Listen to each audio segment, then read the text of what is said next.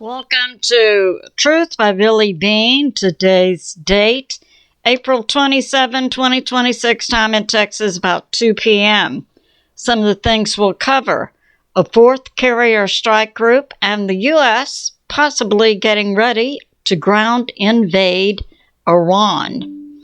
Plus, more information on the alleged shooter at the correspondence dinner over the weekend. So let's get started. From space weather, we have today, April 27, a 55% chance of M-class flares, 15% chance for X flares. And U.S. CENTCOM has come out to clarify something. I know recently I had sources saying that the U.S. blockade would not take place in territorial waters. Territorial waters are what's called the Exclusive Economic Zone, EEZ, that extends from a body of land out 12 miles. The host land area has claims over any treasure found in those 12 miles, including minerals. Also, a warship may not enter those waters without permission. But CENTCOM has come out and clarified that yes, the U.S. blockade will go into territorial waters if necessary. And of course, the U.S. is not asking permission from Iran, Pakistan, or India. They may certainly give them a warning, but the U.S. continues to take down Iran economically.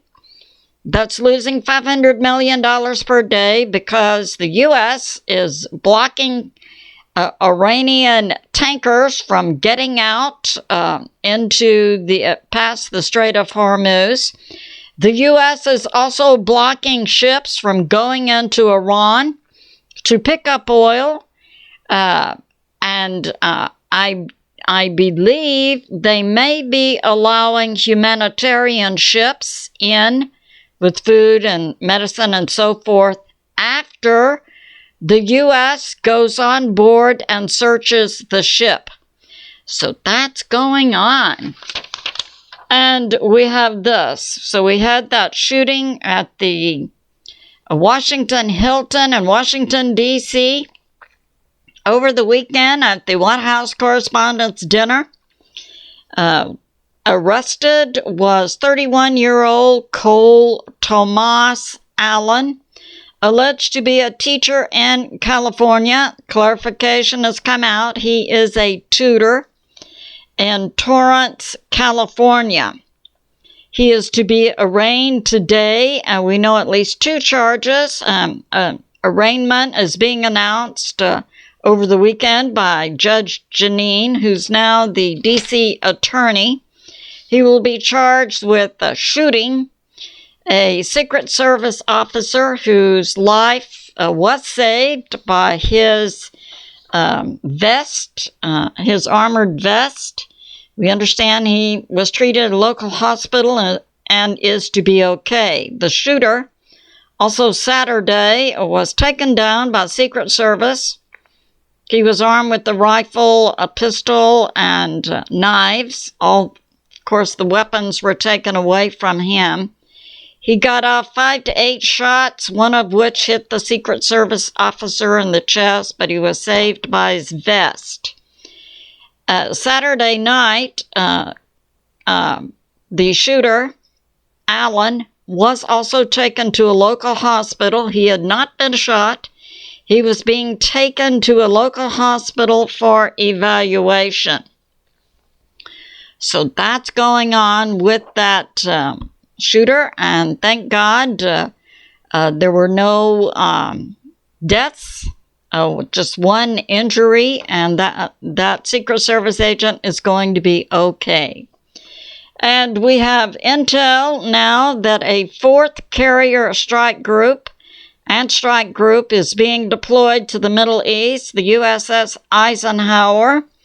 Now, it's unclear exactly where the Eisenhower is, but most recently it was in Norfolk, receiving a maintenance update.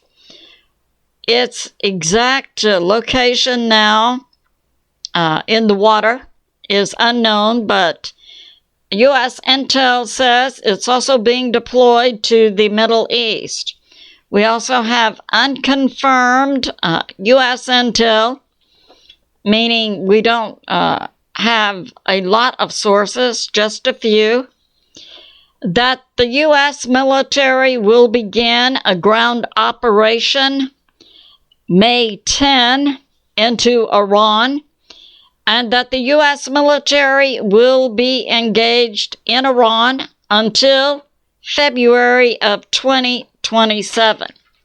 So that's going on. We have this from Tusi TV, that the U.S. has seized $300 million worth of Iranian oil, also in the Indian Ocean. So the U.S. military blockade is blocking the Persian Gulf area from Oman over to Pakistan. It's blocking Iranian ships coming out and also ships going to. And the U.S. military is also seizing Iranian tankers anywhere in the world. And Iran continues to lose direct oil money, $500 million per day. Plus, the U.S. has seized tankers away from the Persian Gulf worth about $300 million. We know today the foreign minister of Iran, Arachi, under orders by Valhadeh, the leader of the IRGC. It appears in Iran, the IRGC, a paramilitary group. The IRGC is not the government military. That's a separate group. The IRGC is a paramilitary group that historically had been under the command of the mullahs, ayatollahs, and so on. But we now know the ayatollahs are no longer in control. The Iranian government is no longer in control. Instead, the IRGC, a paramilitary group, is in control. Arachi, on orders from the IRGC, recently went Pakistan, Oman, back to Pakistan, and is now in Russia. We know that Russia and China are rearming and supporting Iran in its military moves against the U.S. So that's going on. And we have this. And we know that the IRGC is running out of money. I'll be surprised if we see Russia giving Iran money, because we know Russia is engaged in a major combat effort in Ukraine. We have this from Israeli News Live, that Iran is ready now with thousands of missiles it claims it has in deep underground tunnels, and that sources believe Iran may still have Fatu-class missiles, up to 1,000 that can travel Mach 11. Iran alleges it has new technology it is not yet used. And we have this, from Tusi TV. Recently there was an IRGC paid rally. I guess the IRGC is taking notes from the George Soros group in the U.S. who has paid rallies. Well, the IRGC has paid rallies also, and they put up large posters with pictures of ayatollahs, and it's being remarked that these posters also included the, as deceased, a memorial, also included the picture of Ayatollah number 2, Mustafa Khomeini. So apparently he's passed on, according to Iran, IRGC.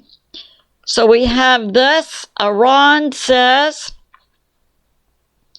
Pakistan is on the U.S. side and they cannot act as mediator.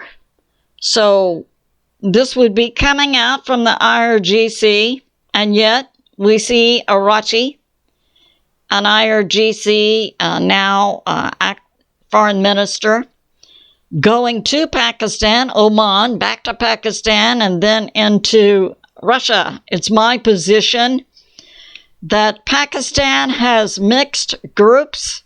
It may be that the Pakistan government is trying to act as a legitimate mediator between the U.S. and Iran. However, it's my position that in Pakistan, there are paramilitaries linked directly to the IRGC. For the IRGC now to come out and say Pakistan can't be their mediator is just something to note. And we're hearing that the U.S. military blockade has cost Iran up to $1 billion in oil. We have this about China. So we have information coming out. Now, this happened about 2023. But information had been hidden from the public. It's now coming forth from some sources inside China that the foreign minister for China, Qing Ho, plus 12 other individuals were executed in March of 2023 by injection. And this followed a visit by China's foreign minister to Russia. And Russia apparently told Xi that this foreign minister gave intel, Chinese intel, to Russia. Who the heck knows what's going on? But information is coming out that the Chinese foreign minister and 12 others were executed in March of 2023. We have this from Lay's Real Talk.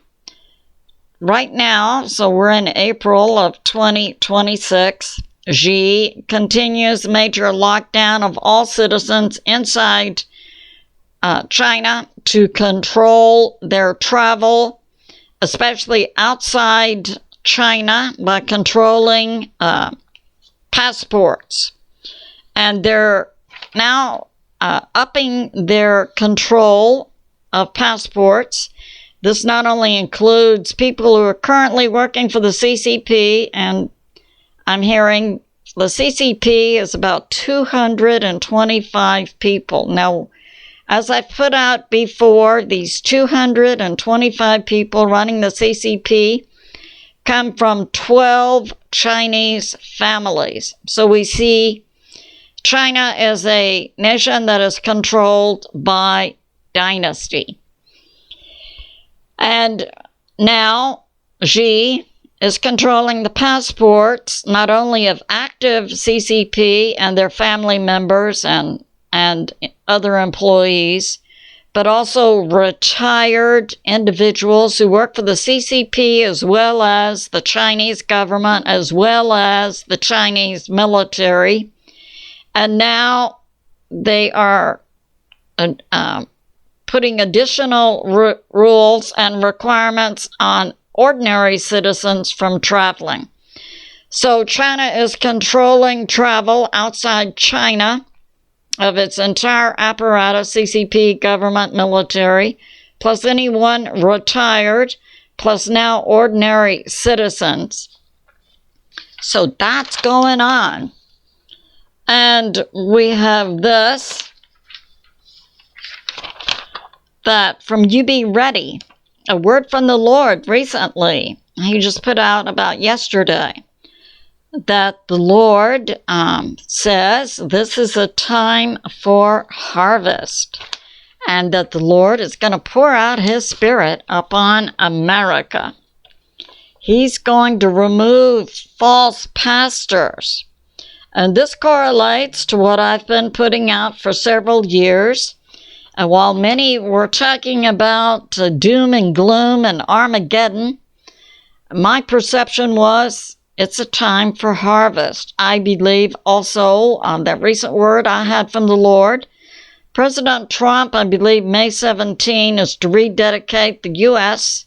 back to God, and using George Washington's prayers as models. And what I got from God was President Trump taking that action will renew the covenant of America with God and bless us going forward another 250 years. So this concludes my flash update. I love you, and I'll see you soon.